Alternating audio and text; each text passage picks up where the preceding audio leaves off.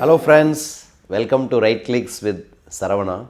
In 1990s in Amsterdam International Airport, the airport authorities had a problem of excess expenditure involved in cleaning the men's urinals because of the spillage. They tried something unique.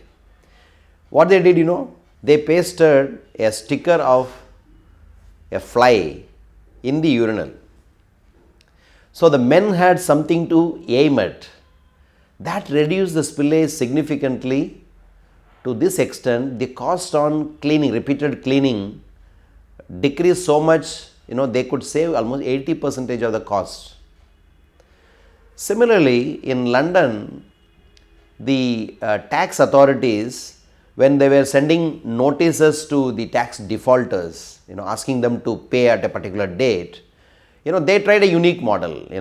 They sent a notice to those defaulters mentioning that you are one of the 1% tax paying population who are yet to pay the tax. This was a message. Nobody would like to be in the minority. Okay, the people who received the notice realize, 99% people have already paid, so I am a minority, so I should not be there. So they try to pay the tax immediately. So friends, these two examples are defined as a concept called nudge. This concept of nudge was mentioned by Richard Thaler and Cus Sunstein in their beautiful book called Nudge: Improving Decisions for Health, Wealth and Happiness.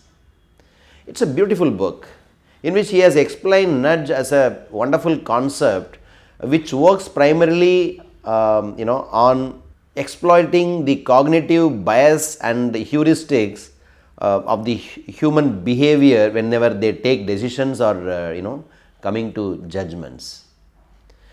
So friends, it is totally different from the authoritative directive or mandate. Nudges are not mandates. Nudges are basically mild, gentle, non-intrusive way of telling people to change their behavior according to the predictive behavior. Okay, it is totally different from the standard mandatory harsh directive. In case of nudge, the persons are not devoid of any options. Without banning the options available to the humans, basically the humans are asked to choose a better option, by nudging them. Mild push, that's nudge. The social nudge is used significantly to change the herd behavior, the crowd behavior amongst the human population. In India also, it has been experimented of late, very interestingly, in many government schemes. I will tell you a few examples.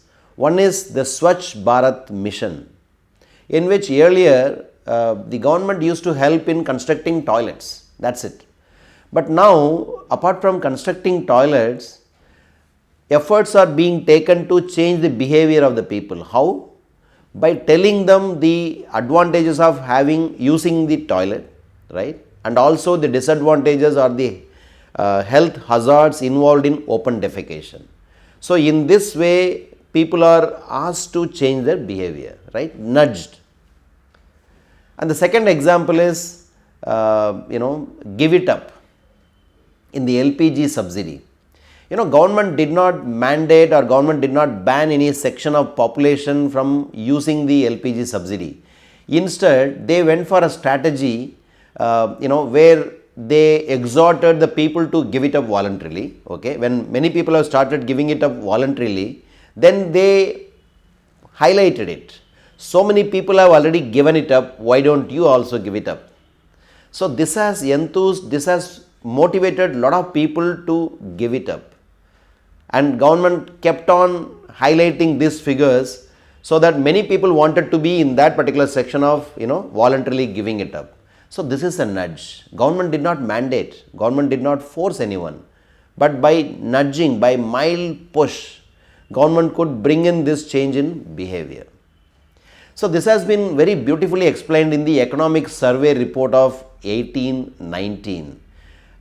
They have significantly quoted the readings in the book Nudge. Policy for Homo sapiens, not Homo economicus.